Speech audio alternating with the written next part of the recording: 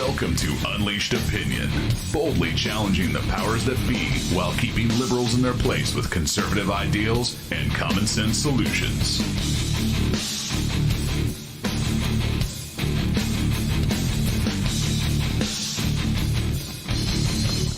Hello, folks. Welcome to the Unleashed Opinion. We're live and worldwide once again. Took a little week off there for a bit and had a nice little vacation. Went to Arizona because it's, like it wasn't hot enough here. Right? I had to go to a place that's hotter.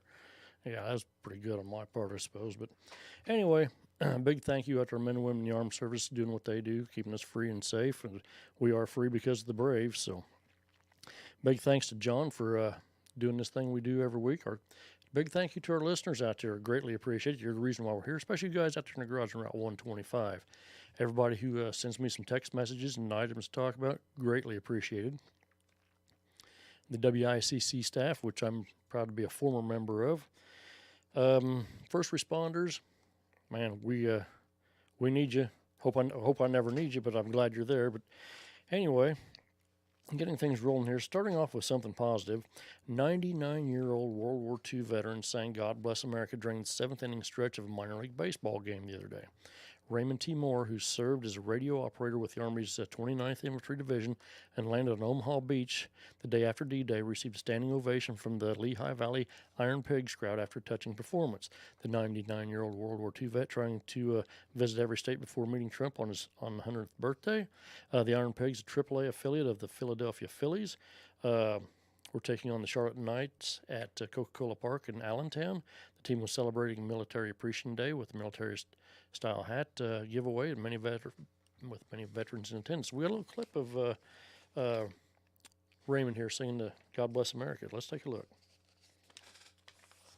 God bless America, land that I love, stand beside her and guide her through the night with the light from above, from the mountain to the prairie, to the ocean, wide with foam.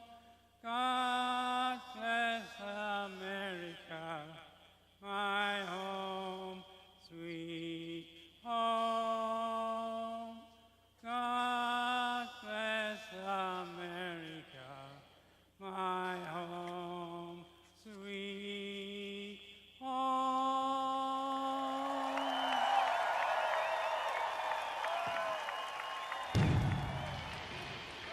Thank you. That's pretty awesome. 99 years old and still out there singing God Bless America.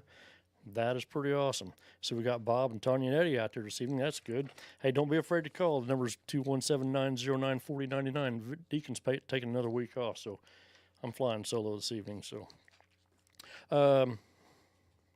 here's something else for a positive note. The University of Minnesota has lost a major donor over its handling of an on-campus lecture by conservative commentator Ben Shapiro. Shapiro's speech, which was organized by Young America's Foundation, was supposed to take place on the university's main Minneapolis campus on February 26th. When event organizers attempted to reserve a lecture hall that had previously been used by liberal speakers like former Senator Al Franken and Senator Elizabeth Warren, their requests were denied. University officials cited safety concerns over potential protest. In September, Shapiro spoke at the University of California's Berkeley campus, which drew hundreds of protesters and led to several arrests. Why? Because of Ben Shapiro's fascist comments? Sure, I think it's the other way around. But anyway, Shapiro ended up speaking at a smaller venue in St. Paul's Student Center, several miles away, where he was met by a standing room only crowd and a few dozen peaceful protesters outside. Some people said an example of anti-conservative bias by the school. In protest, an anonymous university donor pulled their annual contribution and will instead give the money to the on-campus chapter of Young America's Foundation. In a letter to University of Minnesota President Eric Kaler, the donor wrote this was clearly a case of discrimination. I believe the treatment of Ben Shapiro was clearly a case of discrimination. It was not discrimination by race or gender. It's more damaging than that. You have discriminated against the free dissemination of ideas. The question then comes, why do you discriminate against conservative thought? My simple theory is that the administration and faculty of our major bodies of higher education are fearful They're fearful that once people like Ben Shapiro speak about their conservative ideas, the students will begin to understand a simple fact. It is a fact that they have been exposed to only one way of thinking, and thus will be furious over having spent so much time and money to find out they have been essentially brainwashed. Because of this, I've decided to give my annual contribution for the scholarship at the University of Minnesota to Young Americans for Freedom. That is, well, here's some more. Young America's Freedom for Freedom spokesperson Brian Brown praised the donor's decision and said it's important to take a stand against the institution that undermines and discriminates against conservatives. We applaud this patriotic America's decision to withhold support from an institution that undermines and discriminates against conservatives. Such a decision is an important first step in giving students a full ideological, diverse education that includes conservative ideas. It's a tragedy that this once proud alumnus of the University of Minnesota has been abandoned by his alma mater. With meaningful support of individuals such as the author of this letter, Young America's Foundation is able to continue the vital work of holding schools accountable, including through Young America's Freedom First Amendment lawsuit against the University of California, Berkeley. So, that's pretty awesome. You got somebody who's apparently donating a lot of money to this school, and because they don't allow free speech there, you might have heard of the First Amendment, he's pulling his money. So that's pretty awesome. That takes a bit of courage. Good for him. Very proud of him. Let's see. What else have I got here? Well, let's go to Maryland here for a second. You've heard of MS-13, right? President Trump spoke of them quite a bit. And he uses them for a prop for his immigration policies. He wants to have tough border policies and new immigration laws, where they're supposed to screen some people like they're supposed to now, but it seems to be escaping what they're supposed to be doing.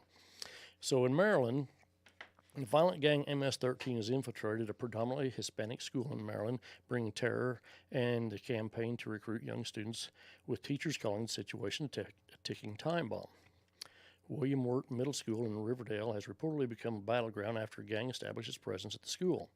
Fighting, drug dealing, pro-MS-13 graffiti, and attempts to recruit immigrant children from Central America have become an everyday occurrence, the Washington Post reported.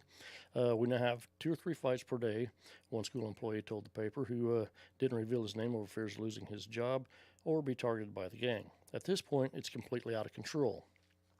School teachers claimed that at least a dozen members of the gang are in the school. The violent activities prompted the school to call police over 70 times in the 17-18 school year.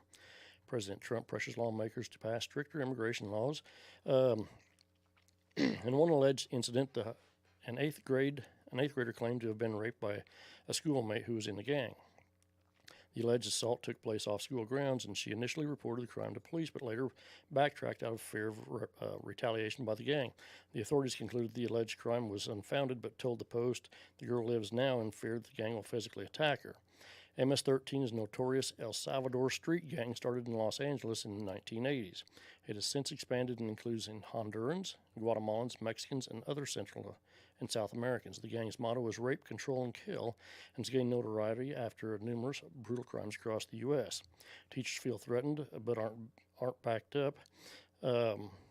Students feel threatened but aren't protected by the school, and they claim it's a ticking time bomb. Officials at the school, get this, deny the problem of gang activity. The principal is aware of concerns about the gangs in the community, but has not experienced any problems at school, said John White, school spokesperson.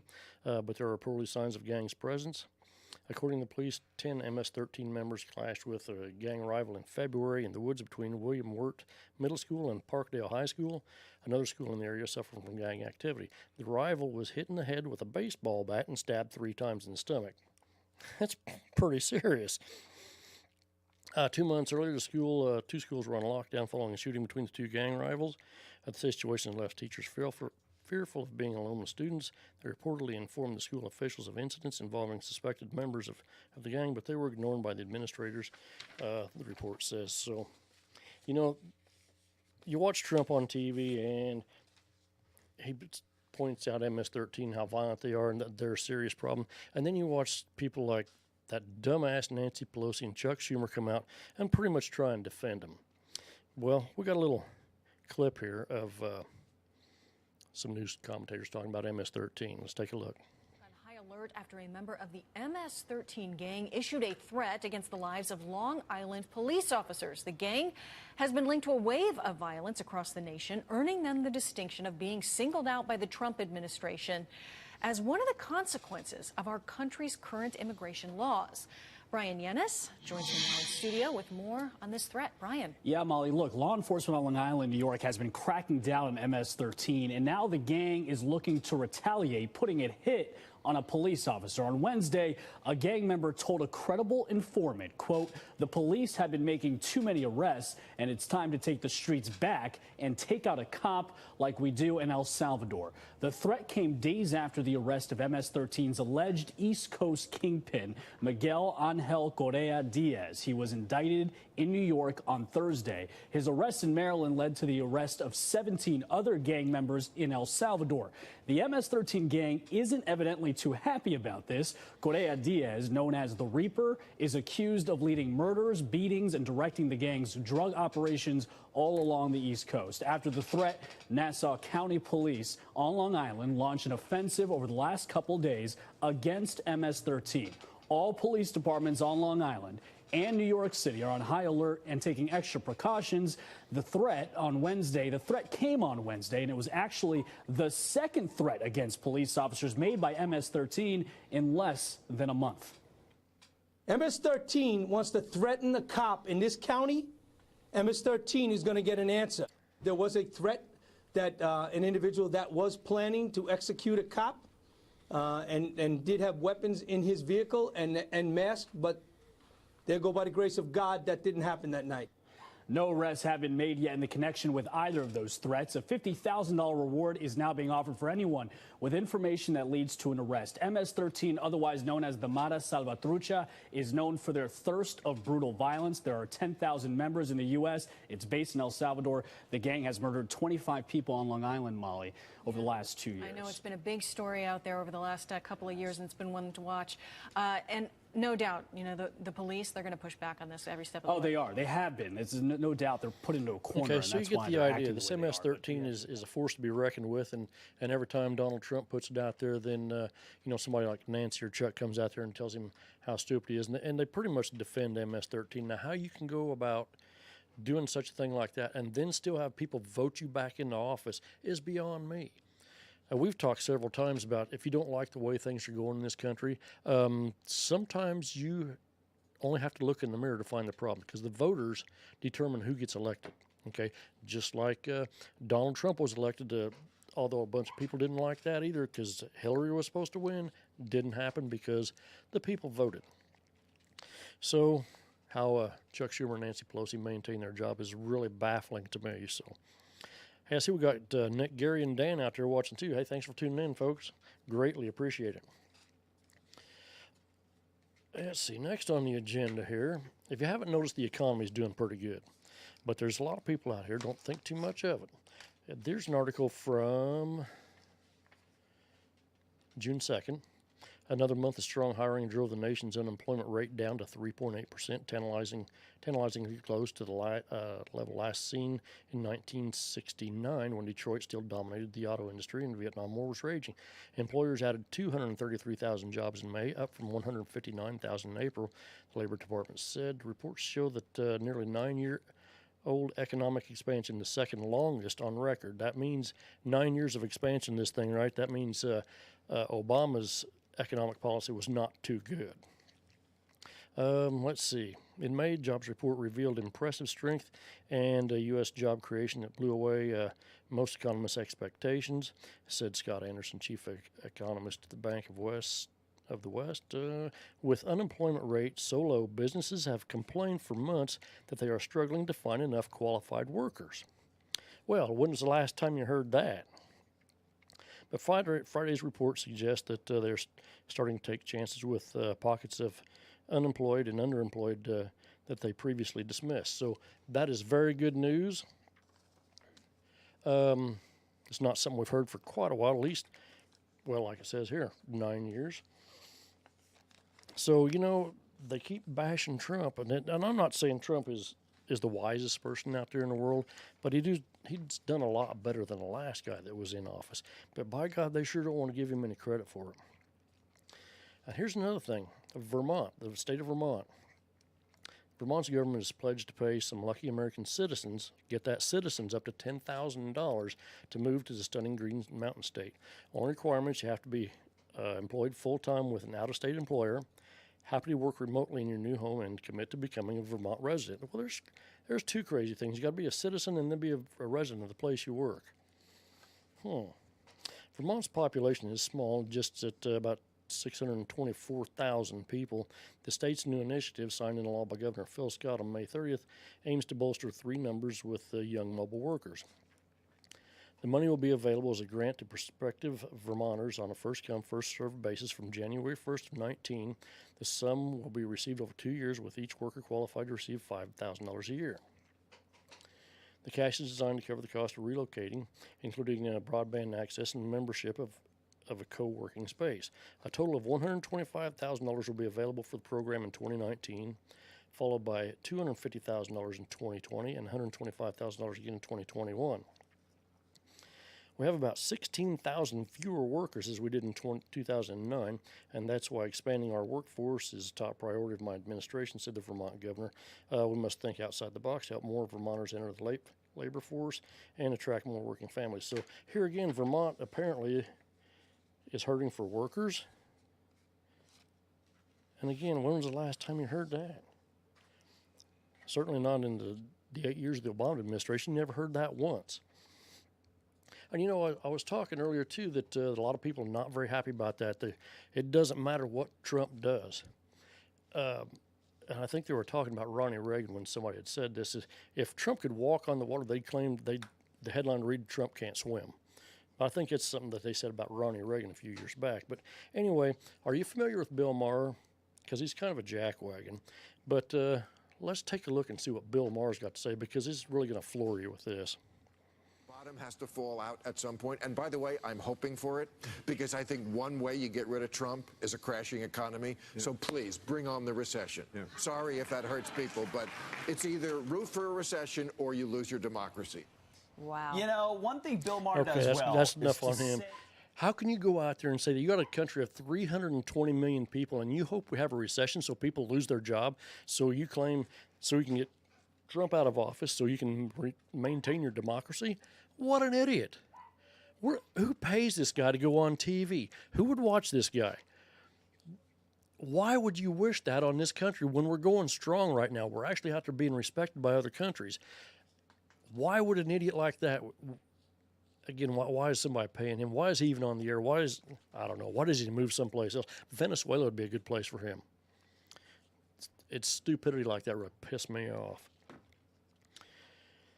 Hey, I see we got another Dan out there watching too. Hey, thanks for tuning in. Let's see. What else have I got here? I got all kinds of stuff. Oh, let's go to Illinois. So I was gone last week, and Governor Bruce Rauner came to Beardstown. I don't know why they're still watching him, Eddie. It's baffling to me. Anyway, Bruce Rauner came to Beardstown here last week, and we have a problem with Beardstown with our marina. And if you remember several years ago that the Corps of Engineers and or the federal government, with their infinite wisdom and knowledge, rerouted the Sangamon River into the Illinois. When they did that, it caused the Muscooten Bay, which is where there's a nice marina there at one time. There was boathouses, houseboats, gas, ice, sandwiches, drinks, and everything you could get there. It was a pretty booming industry at the time. But anyway, the government decided to reroute the Sangamon River, and that caused the bay to silt in. And over several years, it's gotten to where, well, you can pretty much walk across the bay at this point. So Beardstown City Council and various mayors have pleaded with the federal government, the Corps of Engineers, the state government to all come and do something with our marina.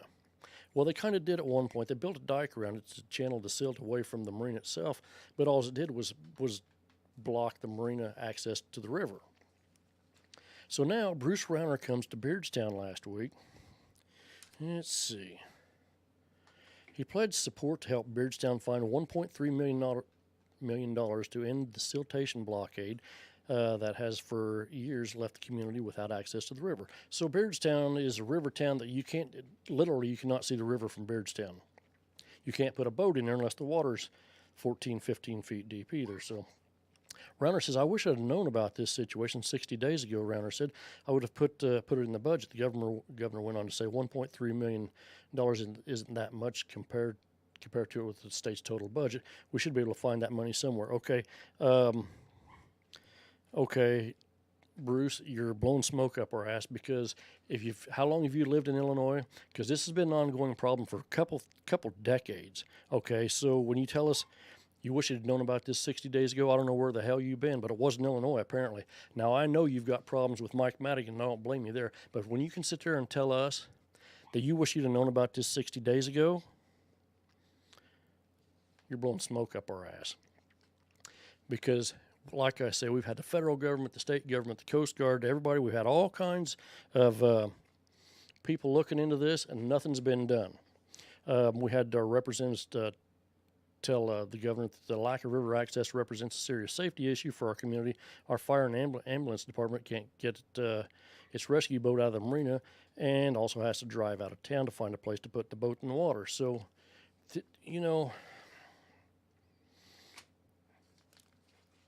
lost a lot of confidence in Bruce Rauner, especially when he says something stupid like this. If you didn't know about this marina problem, when your office is supposed to be 45 miles down the road and you didn't know about this has been an issue for 3 decades, and you don't know about it, and you're the governor. You've been the governor for 2 years now. And then he goes on to say that $1.3 million is not much money when you compare it to the state's total budget. We should be able to find that money somewhere. Well, Bruce, I don't know if you noticed or not, but you can't pay your employees or your vendors at this point. So where are you going to find $1.3 million for the city of Beardstown? I don't know. That irritated me. Let's see. What else I got here? Hang on just a second. Hey, John, see our volume's low.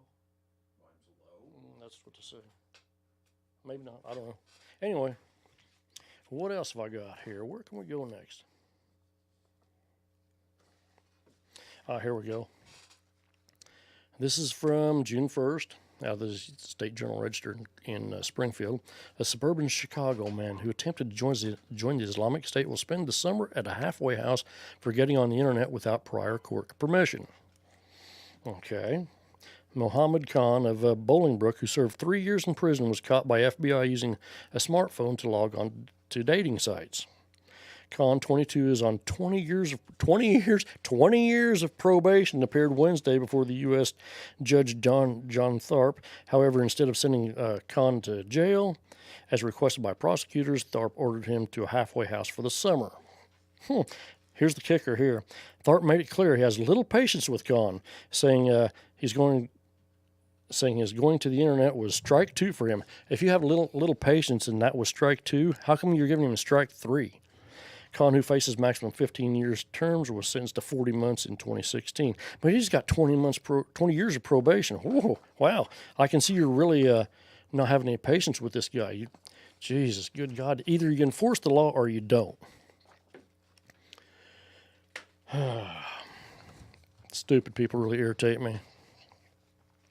This is out of O'Fallon, Illinois. A nonprofit organization is looking at several locations in St. Clair and Madison County to provide tiny homes for homeless veterans. The Belleville News Democrat reports O'Fallon is among the communities. The Veterans Community Project is considering U.S. Representative Mike Bostoffice, the city, and the O'Fallon VFW are working on the project. Steve Russell, a veteran who works with Bost, said the development would include about 50 tiny homes and a community center that would offer services including mentoring, counseling, and independent living skills.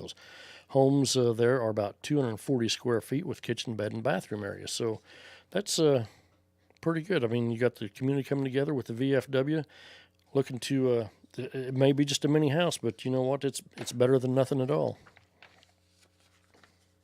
So anyway, glad to see people are out there, doing what needs to be done to keeping people off the street where they really don't need to be.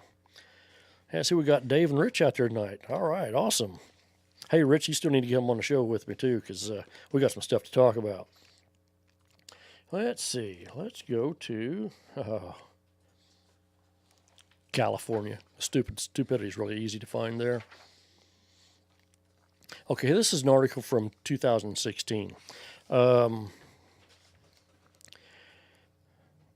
Let's see. Are you familiar with a delta smelt? Because you're probably not, because I wasn't either. But anyway, the delta smelt are part of the Endangered Species Act, and what they did in California is they're running 1.4 trillion gallons of water since 2008 under the Federal Endangered Species Act into the ocean.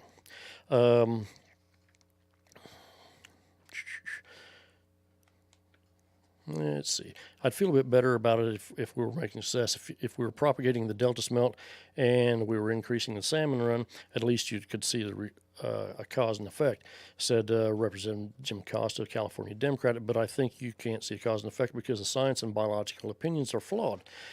David Morello, Bureau of Reclamation Mid-Pacific Region Director, acknowledged Wednesday that the abundance of delta smelt is pretty low right now, but the federal government must continue to flush water from the Sacramento Delta in order to comply with the ESA, and that's the Endangered Species Act. An estimated 162 billion gallons are expected to be diverted this year into the Pacific Ocean via the San Francisco Bay in order to improve ecological conditions for the nearly extinct species.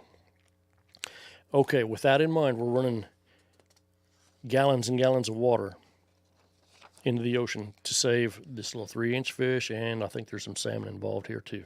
Okay, now keep that 2016. They're still doing this to the best of my knowledge. Now, with that in mind, California is the first state in the nation to enact tough new water efficiency standards. The controversial rules are targeted at water districts to cut per capita water usage. But in order to meet the goals, those cuts will trickle down to the customers that they serve.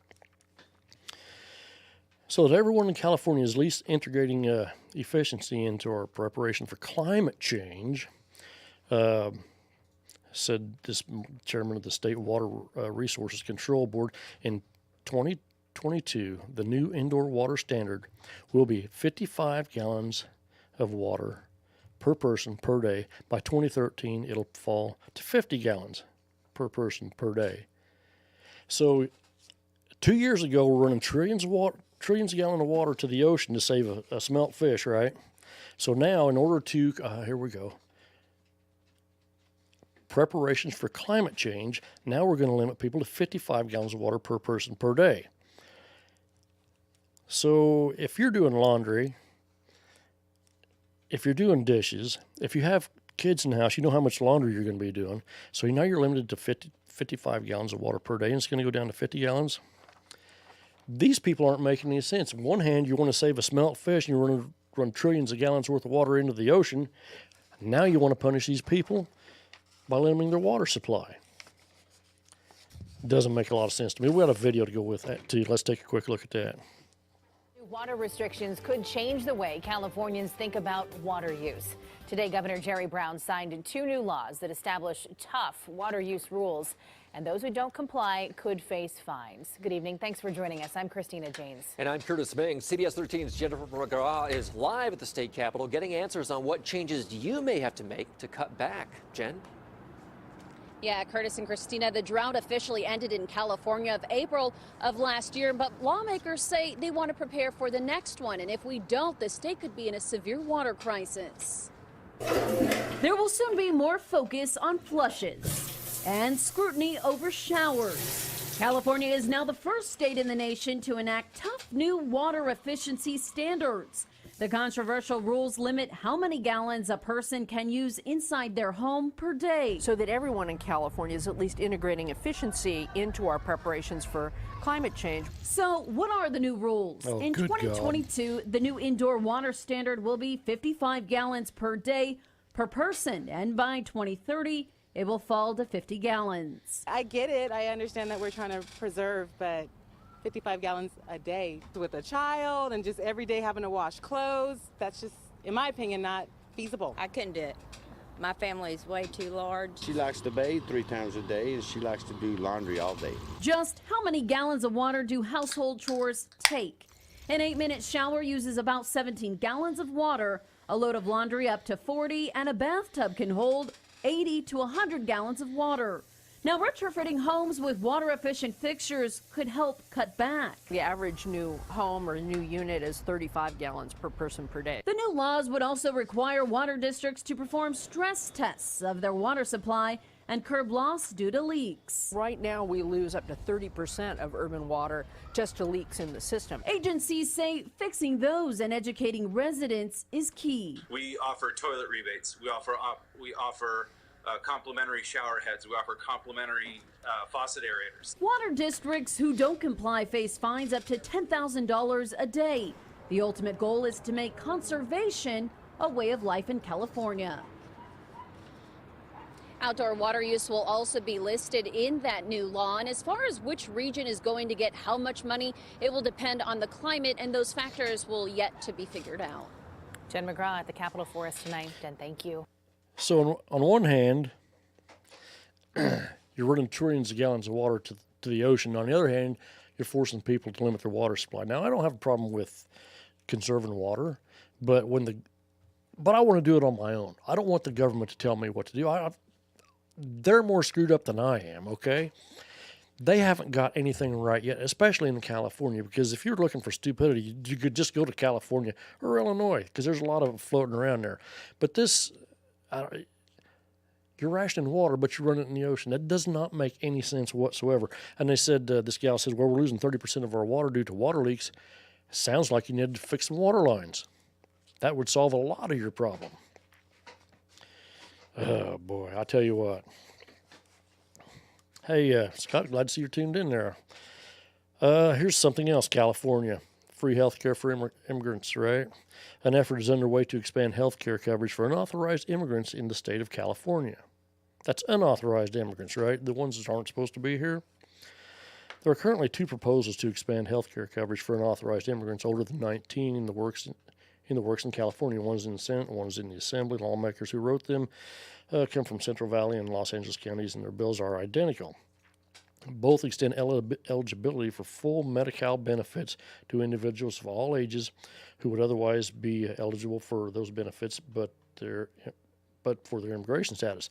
Plans would be administered through Medi-Cal and require co-payments and premium contributions like other Medi-Cal programs. Funding is a key obstacle for these efforts. No shit. Really? Both bills say they'd seek federal funding but use state funds if federal funds are unavailable. You really don't get a choice if you're going to do this now, do you? Medi-Cal is partially administered and funded by the federal government. Supporters suggest, get this, okay? Supporters suggest California's billions of dollars in surplus money could cover the cost.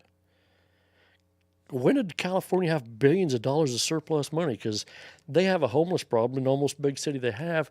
They've got more problems than you can, and they've got billions of dollars in surplus money? I don't think so. But hey, their math is probably just a little bit different than mine. The state's legislative analysis office estimates the state's total net cost to be $3 billion in the fiscal year 18 and 19. At least 1.8 million unauthorized adult immigrants in California are uninsured, according to the Sacramento Bee, and most depend on expensive emergency room visits for health care. We're trying to address the fact that whether you like it or not, our undocumented community needs the care, and we are paying for it anyway. How about we do something about the undocumented population? I don't know, do something really crazy like, enforce the law, build the wall. It's crazy. Medi-Cal coverage is still available for unauthorized immigrants seeking emergency or pregnancy-related services if they meet certain requirements. In the 2015-16 state budget, Medi-Cal coverage extended to unauthorized children. Both bills, wanting expanded coverage for the adults, have met early approvals at the committee level in their respective branches of legislature. Senate version is scheduled for hearing and appropriations at some point in time. Oh, yeah, very good, Bob. I tuned in just in time. Bob says, what about refining healthcare system for veterans, especially in California? Because there is a problem with our veteran system. You see it in the VA hospitals, and I know people are having a very difficult time getting veterans who are having a very difficult time getting taken care of at this point and getting paid. So California claims they have billions of dollars of extra money laying around to give to undocumented people, illegal immigrants. Undocumented, I don't even know where I came up with that at. But like Bob says, what about the veterans, the people that served this country, the people that put their lives on the line for you and me so that we can keep this country free and safe and away from people like Kim Jong-un or the people in Venezuela, so you don't get leaders like that, and keep those clowns out of our country? There's something wrong. Something seriously wrong. Hey, Brett, glad to see you're tuning in, brother. Here's another. Get this. Several gun-related businesses were suddenly and without warning disrupted in recent weeks when Intuit, which apparently is a credit card operation, stopped processing credit card payments because sales were gun-related. Some of the payments stopped didn't even involve firearms, but simply T-shirts, coffee mugs, and gun safety classes, according to small business owners. As a result, the businesses had to scramble to track down customers to get them to pay their bills after Intuit credited back to customers' accounts the purchases, even if the T-shirts were already shipped or the class already taken. One businessman told them, at Gunsight Academy at Paulden, Arizona, a company provides marksmanship training in addition to selling guns that ship to licensed gun shops near the customer's home. Ken Campbell was dinged by Intuit's action. Campbell, a former Indiana sheriff, had just switched credit card processors this spring to Intuit, the parent of TurboTax and Quicken Software, when the trouble began. Intuit told Campbell it mistakenly believed firearm sales were made directly to the customer. Campbell explained the guns are shipped to a local dealer with a FFL who ran the required background checks, and Intuit was unmoved, this article says. Campbell said if he knew of Intuit's stance, he would have simply moved back to his previous processor. It's fine, it's capitalism, and if you don't want to do business with us, we don't want to do business with you either, he stated. Intuit did not return several requests for comment. Honor Defense, Georgia firearms makers that ships only to other dealers, had a similar experience with Intuit. Gary Ramey, president of Honor Defense, told Gun Talk radio host Tom Gresham that Intuit reversed charges on his customers as well. Honor Defense could not be reached for comment. So now you have credit card companies who are out there making their anti-gun stance too. You know what? If you're a credit card company, it's none of your damn business what I buy or where I buy it at.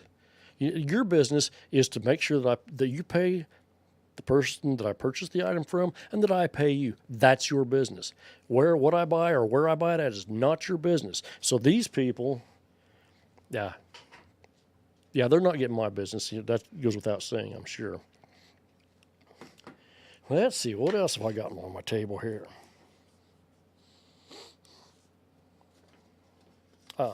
Remember a couple weeks ago we did an article in Seattle, and it was about, it's called a head tax. And these businesses such as Amazon, I think, there's another company too, I can't think of the name now. But if you make over $10 million, you were charged an extra $250 per person, your employees, to combat homelessness. Okay, so if you have, and like Amazon, and I think the first quote I had was like $540 per person. At that level, at $540 is going to cost them over $26 million in taxes. So now it's about half that, so I'm going to guess somewhere around $13-14 million extra in taxes. Well, so they raised hell, and I don't blame them. Seattle City Council apparent reversal of the $275 per employee head tax would deliver a major victory to businesses whose political influence has waned in recent years, while blindsiding homeless service providers by wiping away their biggest achievement. Now, the reason they're doing this tax per employee is to combat the homeless problem in Seattle. Okay, because they've got a pretty serious one there apparently. Because I mean, that's an awful lot of money to tax these businesses. Oh, Starbucks was the other company. The announcement of the proposed repeal comes 2 weeks after King County's annual homeless count revealed a 4% increase with a steep rise in people living in their vehicles. Some service providers were anticipating a surge in city's homelessness funding from the head tax, lamented the aggressive campaign against the tax. The onus is very much on those who fought so hard against the solution to identify a better one or admit they're okay with the city having shanty towns in our public spaces indefinitely. But anyway, we've done an article on the head tax in Seattle, and what was it, Los Angeles and San Francisco, or have it's San Francisco at the Bay Area Rapid Transit. The trains there in the hallways there. If you remember the video we showed of people lying there in their puke and shooting up drugs and all this other stuff. So they have a serious homeless problem, but these people here, they want to charge an employer, somebody who's providing jobs, an extra tax to combat the homeless problem.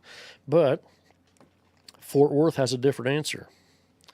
Let's take a quick look at this video I've got here.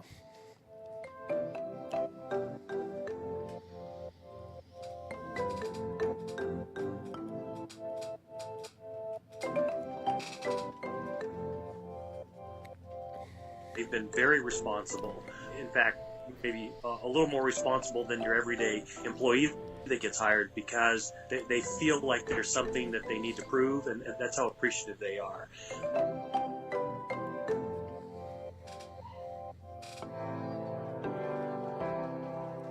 This is the first real paying job that most of them had in a very long time.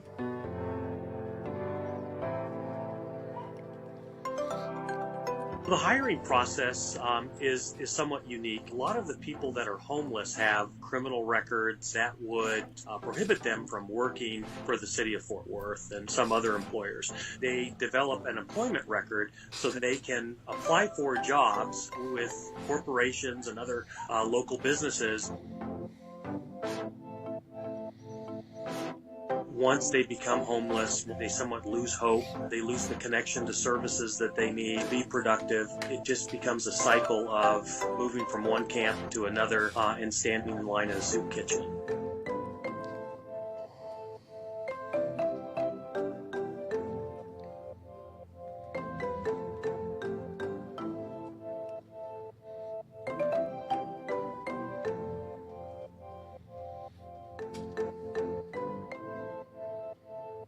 This is the way to fix a lot of the homeless issues in 2018 and beyond.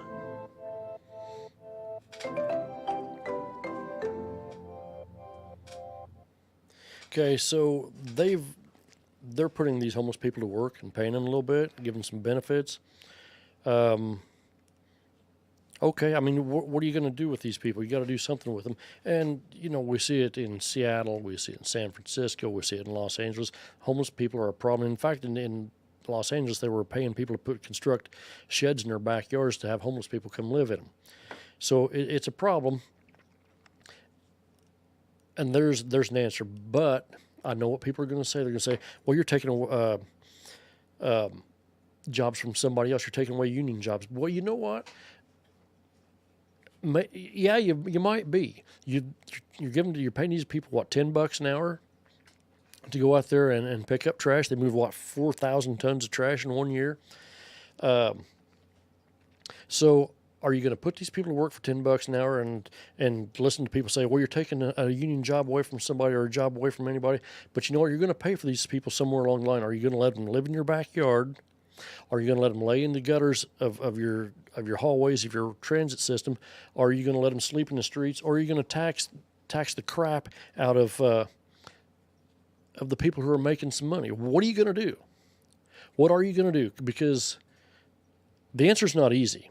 I do like this one because you're not taxing the crap out of somebody. You're not having people build shanties in their backyard for homeless people. This is probably one of the better ideas I've seen so far. So I don't know, hats off to Fort Worth. And like I say, they said there that Albuquerque, New Mexico is doing it, Portland, Maine, Chicago, of all places, if you can believe that, and Denver, Colorado. But at least they're doing something rather than tax the crap out of people. Oh, Brett, by the way, I've got my pen on. There we go. And, once again, I want to get back to this healthcare system not taking care of our veterans. This has been a problem for a long time, too. And, they still have not found a solution to it. I'm thinking it's pretty damn simple. Don't take care of the illegals. Take care of the people that defend your country. Because, see, this thing is really pissing me off. And it shouldn't have to be this way. Here again, these people out there defending your freedom, and you can't take care of them. Whether you like what they're out there doing anyway, whether you like it or not, that's not up to you to decide. I don't know. Quit catering to the illegals. Quit trying to buy votes with the illegal immigrant system. Take care of your veterans. That's the bottom line there on that one. What else have I got here? Oh, here we go. David Hogg, remember this clown? He was, unfortunately, and I do sympathize with him on this, he was at the Parkland school shooting in Florida here a while back, and he was one of the big anti-gunners, got his mug all over the face, his face all over the news everywhere he went. So they had a die-in at one of the Publix, which I believe is a grocery store. And the reason they went to Publix is they gave money to the NRA. Well, so Hogg and his followers claim that the NRA has blood on their hands with all the guns because they support the Second Amendment. It's not that the NRA went out and shot somebody. They didn't. They didn't support anybody that went and shot somebody. And as far as I know, these shooters, none of them were NRA members. But David Hogg and his followers seem to think that they're related. So they had this die-in at this Publix grocery store for, 14, 17 minutes, something like that. And they all laid in the hallways or the aisles of the grocery store and made it hard for employees and customers to get around.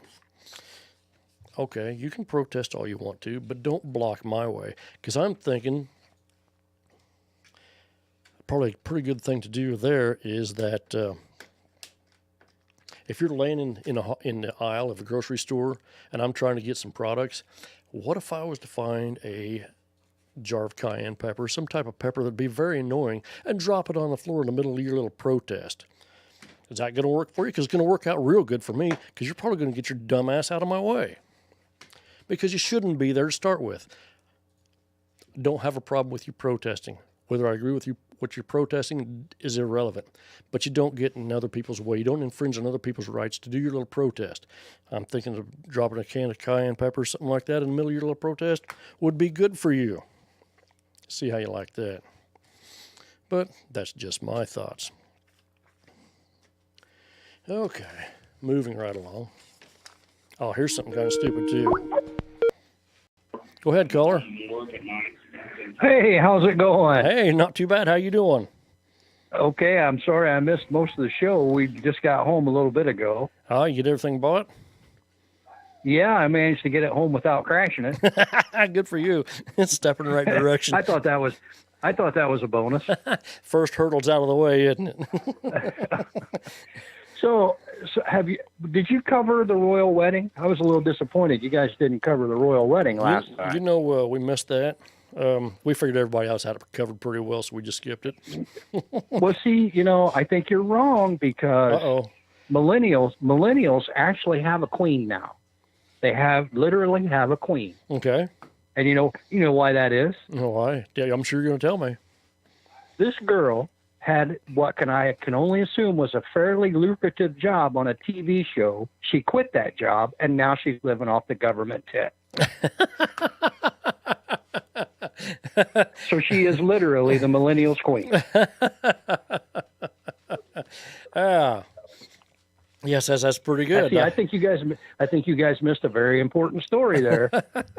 Well, I'm glad you pointed that out to us because I'd completely missed that from that angle. Well, and also, and the listeners, they might want to partake in the royal wedding. And I don't think it's still too late because Prince Harry and Meghan Markle, instead of sending them money or gifts like that, the new princess is let's see, I learned a couple of new words. menstrual equity is one of her things. She's a firm believer in menstrual equity. I did see an article on that. Yes. And she would like, instead of sending a gift to the royal couple, you need to send tampons or Kotexes to Mumbai. Okay. I saw that. I swear to God. I know. To God. It was on a sub site of CNN, the internet for CNN. Go figure. Yeah, no kidding. And I did see that article. I forgot about it, but. And then there was also a couple of other phrases. Working in corrections all those years, I thought I had heard every word. Mm-hmm. But there are combinations that I had to learn when I was working in corrections, and I recently just learned a new combination. Okay. Thank you to Princess, to the new Princess. Period poverty. Whoa, hadn't heard that one before. Yeah, if you can't get tampons or Kotexes, you are suffering from period poverty. Well, we did work in a men's facility, so that was, Thank God. No kidding. Period poverty. Wow, that's a new one. Well, I just got home, and boy, my daughter's not very good at keeping riffraff off the property because Bob is sitting here on my gazebo. Oh, he is. Boy, I'll tell you what. Hey, where's that cat at that likes Bob real well? She was around front. She was eating. Oh boy. Well, Cindy said we had to let him stay because he brought beer. So. Oh well, that is a game changer. Yeah. Okay, well I'll get off here and let you finish the show, man. All right, thanks for calling. Okay. Bye. Period poverty. Was unfamiliar with that one. Hey Lex, glad to see you're tuning in there, brother. Here in Illinois, the headline reads, "Can medical marijuana help combat Illinois' opioid crisis?" Okay, Illinois lawmakers have come up with an unusual solution to combat its opioid crisis, allowing doctors to prescribe medical marijuana instead of opiates as a way to curb the growing epidemic. Jeez. Doctors could choose to temporarily prescribe cannabis for patients who suffer from conditions traditionally treated with opioids. The plan, which is on the governor's desk, is meant to address a growing opioid crisis in the state. 11,000 people have died from opioid-related overdoses since 2008. In 2016, opioid deaths were nearly double that of fatal car crashes.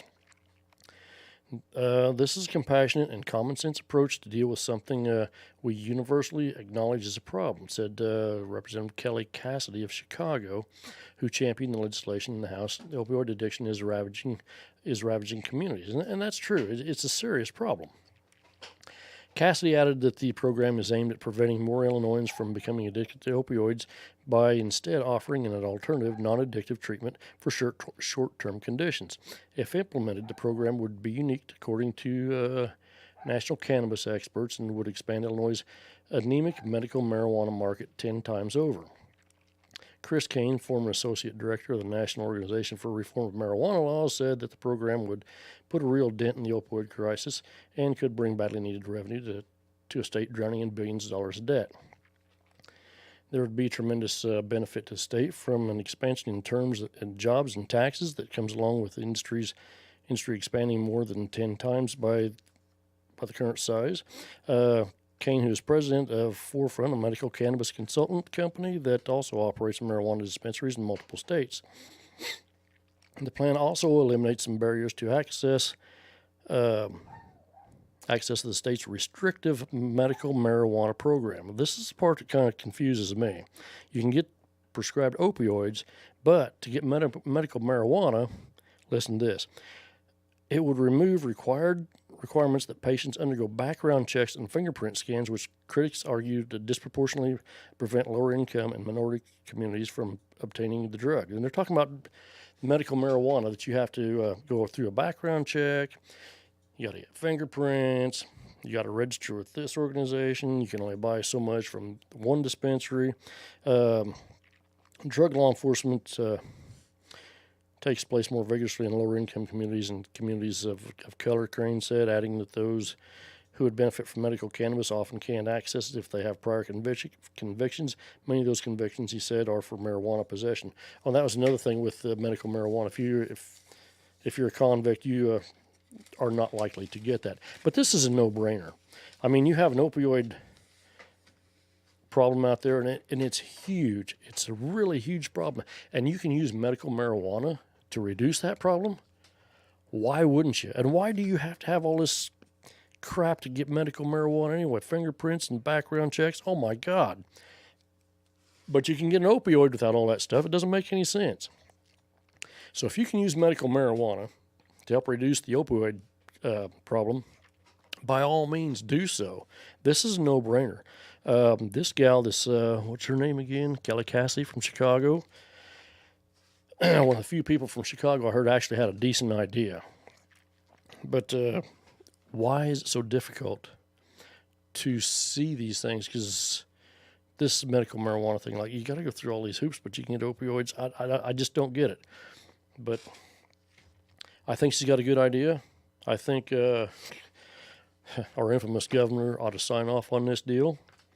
I think it's pretty much a no-brainer. And that's about all I got to say about that. In fact, I'm pretty much out of time. I'm surprised I ran through an hour already. But anyway, if I missed you on the phone here, Lex, Brett, Bob, Dan, Scott, Rich, Dave, Nick, Dan, yeah, okay, we got several, Ed, yeah, okay. Hope I didn't miss anybody. But anyway, thanks for turning on and tuning in. And remember, if you love your country and you love your freedom, thank a veteran. Thanks for turning on and tuning in. May God bless. We'll see you next week.